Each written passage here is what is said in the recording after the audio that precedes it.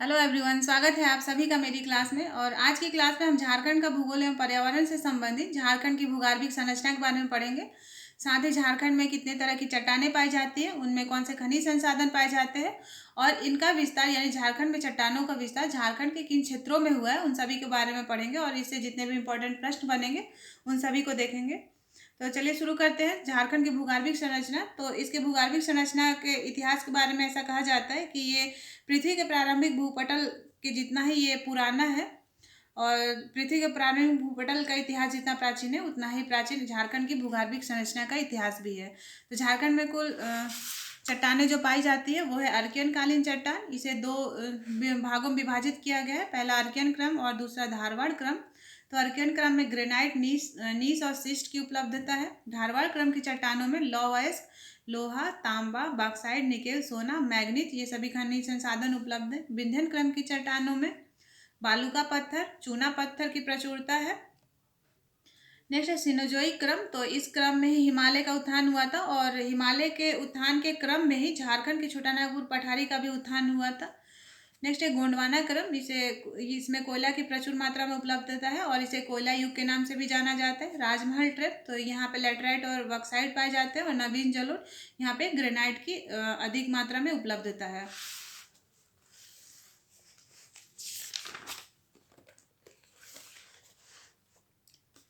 अर्कियन कालीन चट्टानों को दो भागों में विभाजित किया गया, अर्कियन क्रम की चट्टान और धारवाड़ क्रम की चट्टान। तो अर्कियन क्रम की चट्टानों को झारखंड की चट्टानी संरचनाओं में यह सर्वप्रमुख चट्टान है, और साथ ही यह भूपटल की प्राचीनतम चट्टान है। पृथ्वी की तरल अवस्था से ठोस होने के क्रम में जिस चट्टान का निर्माण हुआ है उसे अर्कियन क्रम की चट्टान कहा जाता है। और इस चट्टान में जीवाश्म नहीं पाए जाते, ये जीवाश्म रहित चट्टान है। प्रचुर मात्रा में खनिज संसाधनों का भंडार होने के कारण ये आर्थिक दृष्टि से झारखंड की सर्वप्रमुख चट्टानें हैं। और इस चट्टानों में अग्नेय, अवसादी तथा रूपांतरित तीनों प्रकार की चट्टानें मौजूद हैं, यानी ये तीनों प्रकार की चट्टानें अर्कियन क्रम की चट्टानों में पाई जाती है। नेक्स्ट है, इस चट्टान का अप्रदन हुआ है और यह चट्टान रूपांतरित हो गई है, और रूपांतरण के पश्चात यह चट्टान नीस और सिस्ट में परिवर्तित हो गई है।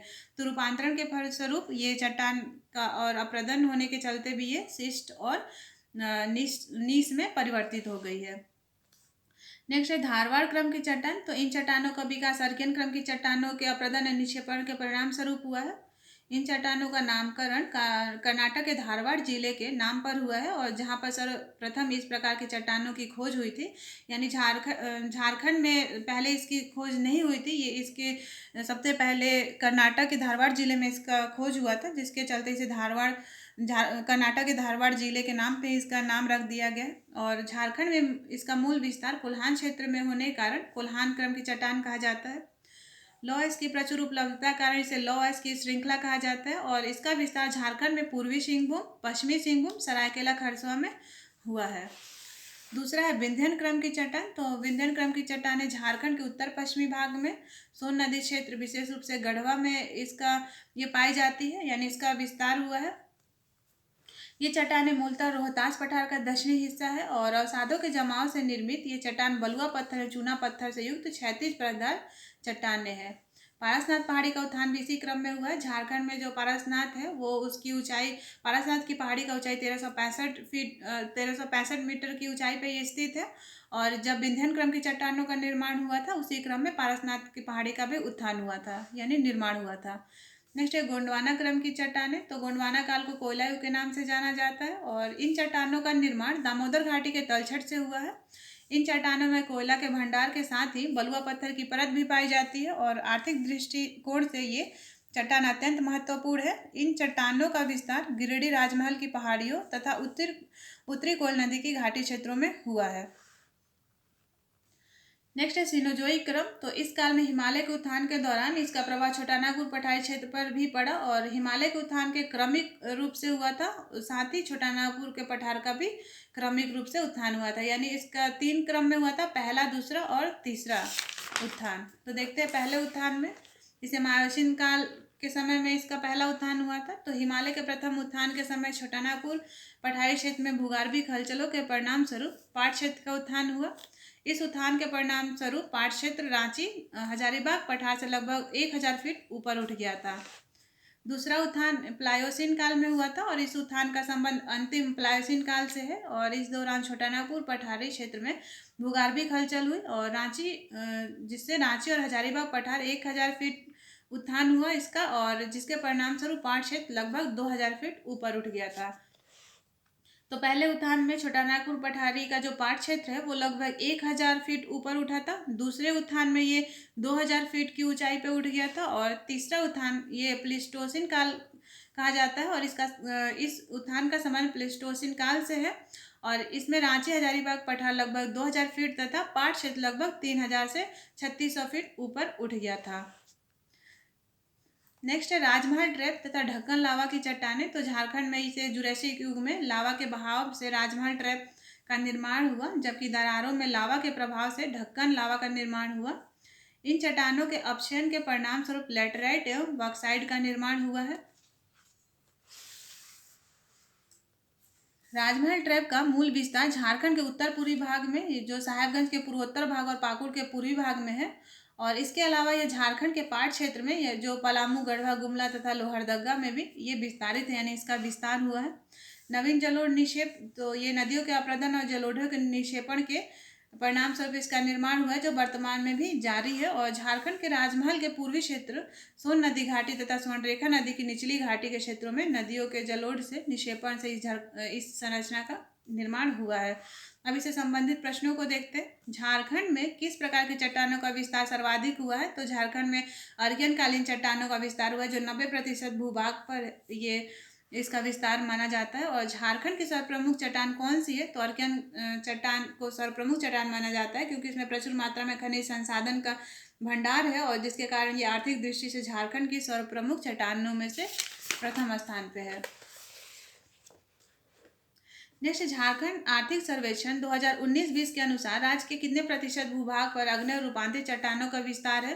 तो इसका विस्तार लगभग 85% भूभाग पे है। और गर्म तथा तरल लावा के जमाव से किस चट्टान का निर्माण हुआ? तो ग्रेनाइट चट्टान का निर्माण हुआ है, अर्कियन क्रम की चट्टानों का। और इसमें जीवाश्म रहित है, इसमें जीवाश्म नहीं पाया जाता है।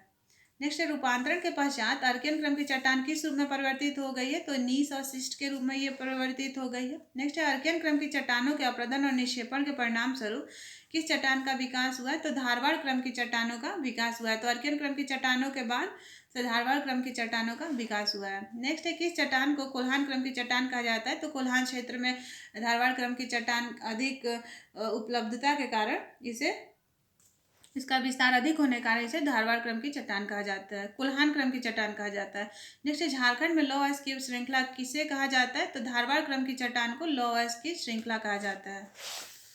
नेक्स्ट है धारवाड़ क्रम की चट्टानों का विस्तार झारखंड के किन जिलों में हुआ है? तो पूर्वी सिंहभूम, पश्चिमी सिंहभूम तथा सरायकेला खरसावां में धारवाड़ क्रम की चट्टानों का विस्तार हुआ है। नेक्स्ट है धारवाड़ क्रम की चट्टानों में किस खनिज संसाधनों की उपलब्धता है? तो इसमें लोहा, तांबा, बॉक्साइट, निकेल, सोना, मैग्नीज, चांदी, ये सभी खनिज संसाधन पाए जाते हैं धारवाड़ क्रम की चट्टानों में। नेक्स्ट है पारसनाथ पहाड़ी का उत्थान किस काल में हुआ था? तो विंध्यन क्रम में, जब विंध्यन काल की चट्टानों का निर्माण हुआ था उसी क्रम में पारसनाथ की पहाड़ी का भी उत्थान हुआ था। नेक्स्ट है विंध्यन क्रम की चट्टानों में किस खनिज संसाधनों की उपलब्धता है? तो बलुआ पत्थर और चूना पत्थर की उपलब्धता है। नेक्स्ट है गोंडवाना क्रम की चट्टानों का निर्माण झारखंड में कहाँ हुआ है, यानी कैसे हुआ है? तो दामोदर घाटी के तलछट से इसका निर्माण हुआ है। किस क्रम की चट्टानों को कोयला युग के नाम से जाना जाता है? तो गोंडवाना क्रम की चट्टानों को कोयला युग के नाम से जाना जाता है। नेक्स्ट है गोंडवाना क्रम की चट्टानों का विस्तार झारखंड के किन क्षेत्रों में हुआ है? तो गिरिडीह, राजमहल की पहाड़ियों तथा उत्तरी कोयल नदी की घाटी क्षेत्रों में गोंडवाना क्रम की चट्टानों का विकास हुआ है। नेक्स्ट, छोटानागपुर के पठारी क्षेत्र के उत्थान का क्रमिक काल कौन सा है? तो इसका 3 क्रमिक काल है और 3 क्रम में इसका उत्थान हुआ है। तो प्रथम उत्थान इसका मायोसिन काल में, दूसरा उत्थान प्लायोसिन काल में और तीसरा उत्थान प्लीस्टोसिन काल में हुआ था। प्रथम उत्थान के समय पाट क्षेत्र, जो छोटानागपुर पठारी का पाट क्षेत्र है, वो 1000 फीट ऊपर उठ गया था। दूसरे उत्थान में 2000 फीट और तीसरे उत्थान में 3000 से 3600 फीट ये ऊंचा उठ गया था। और वर्तमान में पाट क्षेत्र की ऊंचाई लगभग 900 मीटर से 1100 मीटर है। रांची का पठार 600 मीटर और हजारीबाग का पठार 600 मीटर लगभग है। ये 600 मीटर से कम ही ये दोनों पठार, रांची और हजारीबाग का पठार। ये रांची और हजारीबाग का पठार पहले एक ही पठार में आते थे, लेकिन इन्हें दामोदर नदी से 2 भागों में बांट दिया गया है। नेक्स्ट है राजमहल ट्रैप तथा ढक्कन लावा की चट्टानों का निर्माण किस युग में हुआ माना जाता है? तो जुरासिक युग में इसका निर्माण हुआ माना जाता है। नेक्स्ट है राजमहल ट्रैप का मूल विस्तार झारखंड के किस क्षेत्र में हुआ? तो झारखंड के उत्तर पूर्वी भाग में राजमहल ट्रैप का विकास हुआ है। नेक्स्ट है ढक्कन लावा की चट्टानें तथा राजमहल ट्रैप की चट्टानों के अपक्षयन के परिणाम स्वरूप किन खनिजों का निर्माण हुआ है? तो लैटेराइट और बक्साइट का निर्माण हुआ है। नेक्स्ट है पाट क्षेत्र की ऊंचाई कितनी है? तो 900 से लेके 1100 मीटर तक लगभग इसकी ऊंचाई है। नेक्स्ट नवीनतम जलोढ़ निक्षेप का निर्माण कैसे हुआ है? तो नदियों के अपरदन के कारण नवीनतम जलोढ़ निक्षेप का निर्माण हुआ है। नेक्स्ट है राज्य के अधिकांश चट्टाने का विस्तार किस दिशा में हुआ है? तो राज्य के अधिकांश चट्टानों का विस्तार पूर्व से पश्चिम दिशा में हुआ है। तो ये कुछ महत्वपूर्ण प्रश्न थे। अब हम मैप में देखते हैं इसको। झारखंड के लगभग 90% भूभाग पे अर्कियन कालीन ग्रेनाइट, नीस और धारवाड़ क्रम की चट्टानों का विकास हुआ है। फिर विंध्यन क्रम की चट्टानों का विकास झारखंड के उत्तर पश्चिम भाग में हुआ है, जो सोन नदी क्षेत्र के विशेष रूप से गढ़वा जिला में इसका विस्तार पाया जाता है। नेक्स्ट है गोंडवाना क्रम की चट्टान, तो इसका विस्तार गिरिडीह राजमहल की पहाड़ियों तथा उत्तरी कोयल नदी की घाटी क्षेत्रों में हुआ है। ये गोंडवाना क्रम की चट्टानें हैं। राजमहल ट्रैप की चट्टानों का विस्तार झारखंड के उत्तर पूर्वी भाग में हुआ है, जो साहेबगंज के पूर्वोत्तर भाग और पाकुड़ के पूर्वी भाग में हुआ है। और साथ ही इसके अलावा झारखंड के 5 क्षेत्र में पलामू, गढ़वा, गुमला और लोहरदगा क्षेत्र में भी इसका विस्तार पाया जाता है। नेक्स्ट नवीनतम जलोढ़, तो इस चट्टान का विस्तार झारखंड के राजमहल के पूर्वी क्षेत्रों और फिर साथ ही सोन नदी घाटी तथा स्वर्णरेखा नदी की निचली घाटियों में इस तरह की चट्टानों का विकास हुआ है। तो ये कुछ महत्वपूर्ण प्रश्न थे झारखंड की भूगर्भिक संरचना से। तो आप लोग पढ़ते रहिए। वीडियो देखने के लिए धन्यवाद।